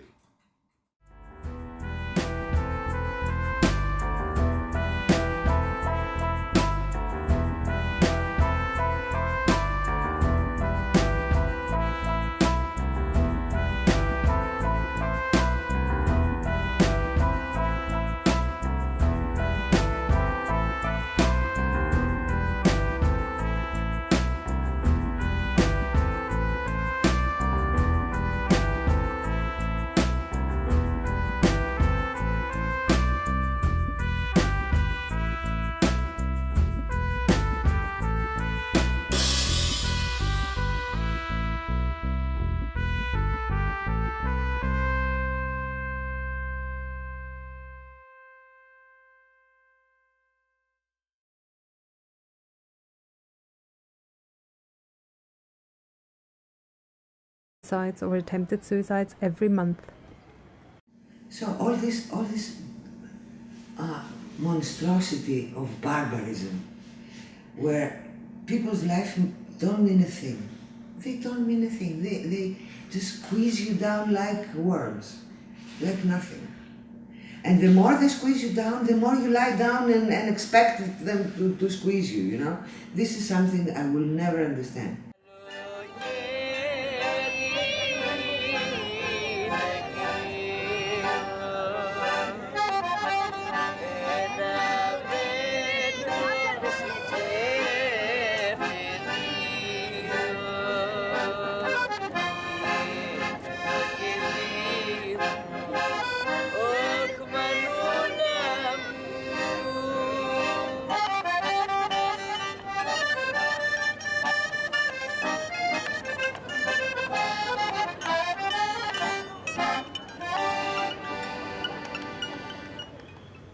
It is not only the private sector that is witnessing a wave of layoffs.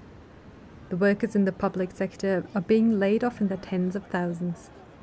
A total of 150,000 government jobs will have been cut by 2015. Whenever the system wanted to hit a group of people, they started by saying bad things about them. Let's say the working people of the public sector. They started, just saying how lazy they were and how they didn't like their job and how they had got their jobs through strange ways of political, favors and stuff.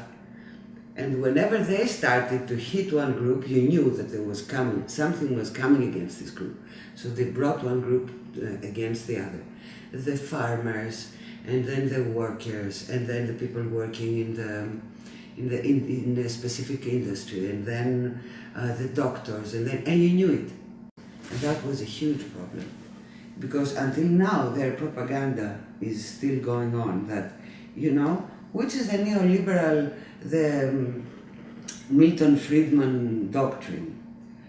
You should get rid of the social state, whatever it is, and cut jobs and prevent throw down the drain every working law or rule that has been achieved.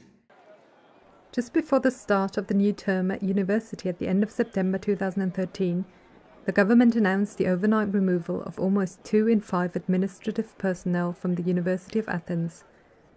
This move drastically increased the ratio of non-teaching staff to students. The university's Senate announced that it was objectively impossible to maintain its operations because of the layoffs.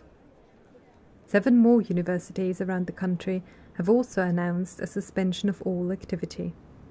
Just imagine the tens of thousands of students being told basically a few days before the planned start of their academic year that they are being forced into idleness for at least a term. The higher education system is sacrificed in order to plug the budget deficit. The healthcare sector has also seen severe cuts. Many hospitals are now without proper medicine or have had to close their doors forever. A third of the population has no medical insurance and therefore no access to medical services. They kick people out of hospitals because they don't have to pay. This is something I never thought I would see in my country. When I lived in the States, and I knew it because I was working in a hospital, I said, thank God, in Europe or in Greece, we're never like this. And when I was working in the hospital in Greece, there would be no way. We had Bosnian refugees from the war coming, and people and children with leukemia, and they would need a transplant, and they would get a bone marrow transplant for free, because the state would pay. And I was proud that we were like this. On this level, and I'm not talking political, I was never proud. But on this level, at least, of social services to people. And all of a sudden they kick out. You can't go and have a baby in a maternity clinic, because if you don't work, if you don't have a job and you don't have social security, you can't pay, so you don't go. Or you go for a day and they kick you out and you get your belly and leave the hospital. As you can imagine, this whole situation is a great shock to the population. However, many have started to organize themselves in order to absorb the worst consequences and are now providing services which the state is not able to provide anymore. There are now many solidarity clinics which provide free services for people in need, with doctors, nurses, therapists working on a voluntary basis. In the Clinic of Solidarity in Thessaloniki, for example, up to 100 people daily make use of the services. Without such projects, people would be in serious trouble, as the public healthcare sector is deteriorating rapidly. Apart from these clinics, there are some other examples of people starting to organize themselves in neighborhood committees and solidarity networks. They try to give away free food or very cheap to families they need it, or they offer medical advice or medical support in organized groups.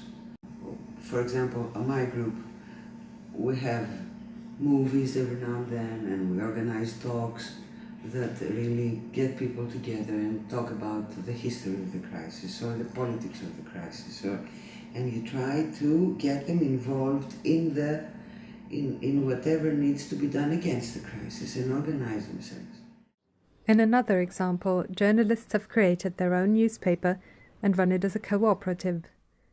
We went to the office of Ephemerida ton Syntacton and asked Nikolaos Voulidis about the history of their project. It began last year after the closure of Eleftherotypia. Eleftherotypia was a very good and leading newspaper for around 30 years in Greece. Some of the journalists began the summer of 2012 discussing ways to publish a newspaper, a new paper, but without an editor, without a proprietor, without a magnate. A kind of cooperative newspaper. A real professional paper published every day with a circulation all over Greece. And this is η εφημερίδα των συντακτών. The meaning is the journalist's journal. We have a circulation more than 8,000 all over Greece, sometimes around 9. That is a very good circulation for a new newspaper, without money, without support, political or economic support from anybody, I mean political parties, the government, or companies, big companies. The only money is coming from the paper and from the advertisement. We want to keep our independence, and this is the essence of our line. Of course, we are against the government of PASOK and New Democracy, but we are publishing some articles from members, from cadres of PASOK, interviews from government ministers or deputies.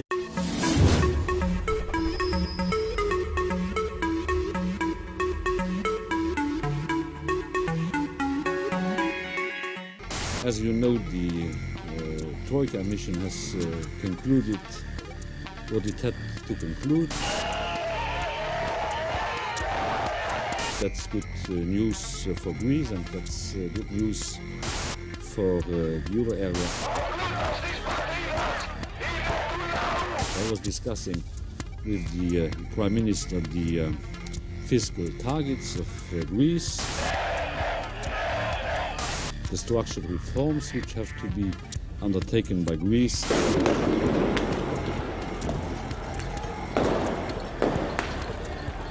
And we were, of course, discussing the privatization issue. On that basis, I expect the Eurogroup to agree to additional financing to be provided to Greece under, of course, strict conditionality.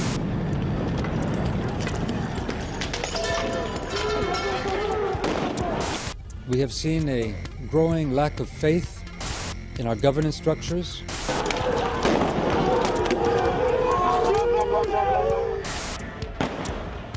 We're seeing the cohesion undermined, economic cohesion, political cohesion, and social cohesion.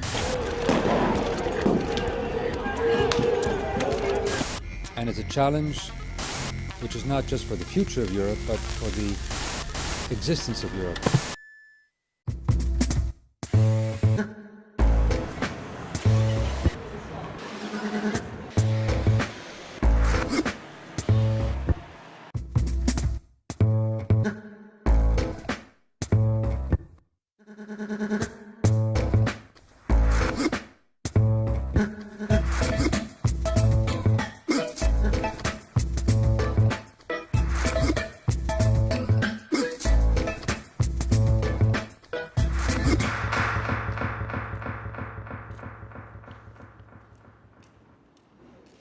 When it started in 2008, nobody could foresee what would happen and how bad it would be. We could hear from here and there that the Americans had this kind of problem, that kind of problem. Our government said, you know, we are okay. The Greeks lived in a myth of prosperity and well-being and everything, and all of a sudden everything collapsed. And it was so quick that people had not the time to really organize their lives. It was like a horrible nightmare all of a sudden. Greece today is in a state of absolute collapse at all levels, financially, socially and politically. The country is facing the 7th year of a deep recession. At the same time, the Greek state is struggling with a huge public debt. In order to pay back the lenders, the Troika, consisting of the European Union Commission, the European Central Bank and the International Monetary Fund, has granted the Greek government several bailout packages, but this money comes at a high price. The government had signed 2 memoranda which gave the green light to raise taxes, introduce mass layoffs in the public sector, increase the retirement age to 67, and carry out a privatisation programme of public assets, among other things. Politicians and the media are talking about the salvation of the Greek people from the threat of bankruptcy and the guarantee of the wages and pensions of the Greek people. But reality is showing the opposite. The official jobless rate hit a new record high of almost 28% in June 2013. Everyone can feel that the real unemployment is more than 35%. But the shocking figure is that amongst the youth, the unemployment is more than 60%. Indeed, for those aged 15 to 24, the jobless rate registered a staggering 65% in May 2013. So almost 2 out of 3 young people are out of work. In the last 6 years alone, 1 million jobs have been destroyed. But even those who are still employed have to bear a massive reduction in their wages. You see an advertisement in the newspaper for a job that calls for somebody with a master's degree in this or that and this, highly qualified people. And you go there and they say it's something like 450 euro per month. And you go there and you find another 200 people waiting for the same job. And then one of them goes out and says, you know, one of the people of the company, and say, okay, the job will be paid 150, whoever wants it, you may stay, the others go away. I mean, they will create an army of unemployed youths, and not only young people, so they can come and find cheap labor like they do in Afghanistan or in Malaysia, and that's what their plan is for the whole of Southern Europe. That's the idea. Such low wages are not limited to some dodgy entrepreneurs on the black market. The state employment agency OAED offers a program for temporary jobs. Workers in these 5-month positions at municipal and regional authorities earn less than 500 euros. Almost every 1 or 2 months, we have new cuts in wages, we have new taxes, and it is calculated that the ability of Greek people to consume has fallen for more than 50% in the last 5 years. 4 million Greeks, in a population of 11 million, live below the poverty line, and almost 500,000 families have no monthly income at all. The number of people who live without electricity is about 300,000. We have people starving. We have children who cannot be vaccinated. We have people who do not have electricity or water supply in their houses anymore. Electricity bills and the water, and for water. They have all gone up. Everything is getting more expensive while the wages fall. It is dramatic. I mean, you can't say. Try to imagine the most dramatic thing. Try to imagine. And that's Greece right now. Actually, what I've seen is gentlemen with suits, you know, very well young people going through the garbage to find food. Or, trying to find oil tin cans to sell as metals, as scrap metal. We have a huge explosion of homelessness, of homeless people.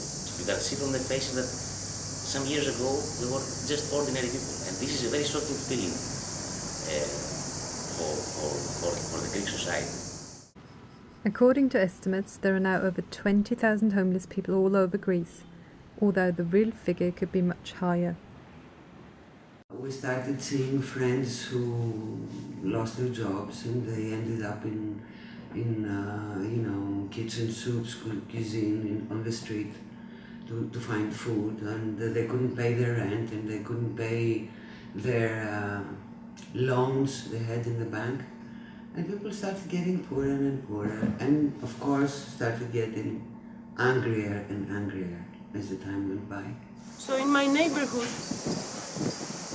in order to help the people from going down in the garbage bin and searching for their own food, they put the bags with the food on top of the garbage bin with a note for the municipal workers: please do not throw its food for poor. But even for people who still have a roof over their head, the austerity measures make it difficult to have anything like a decent life. The government applied a very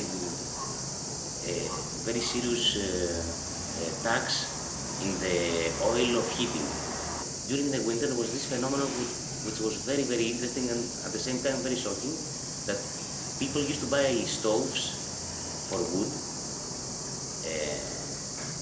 and they used to buy wood, or they used to cut chairs. They were trying to find wood everywhere in order to burn wood to get warm inside their apartments. Poor people started chopping off trees of the roads, and in order to put to the fireplaces to warm themselves. And what they also did is not destroy, but actually cut off window doors made out of wood in order to provide themselves with some cheap logs put to the fireplace. But to see how the crisis also translates into environmental problems, because of the people burning all kinds of wood in their fireplaces, we had a huge problem with the fog, the smoke. So during the winter when it was very cold, you would step out of your house and you couldn't breathe because there was a thick layer of yellowish fog, and many people with problems like asthma couldn't go out.